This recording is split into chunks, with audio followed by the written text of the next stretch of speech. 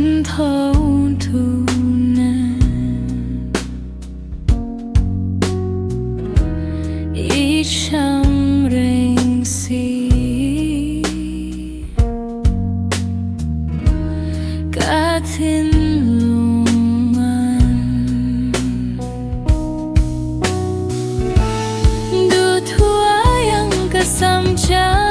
in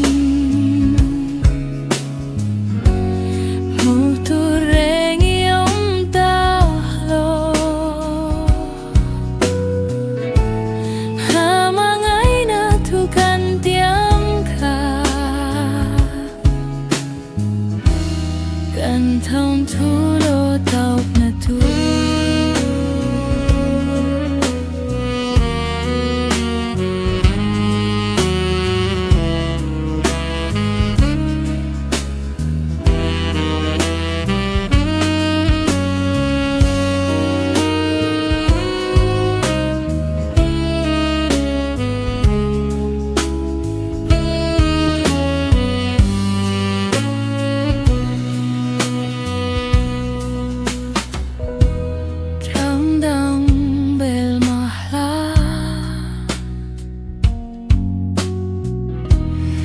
Hilereng harkati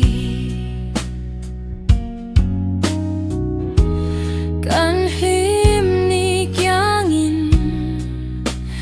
Iraw tlatal jauhi Thinlayan ka vaung re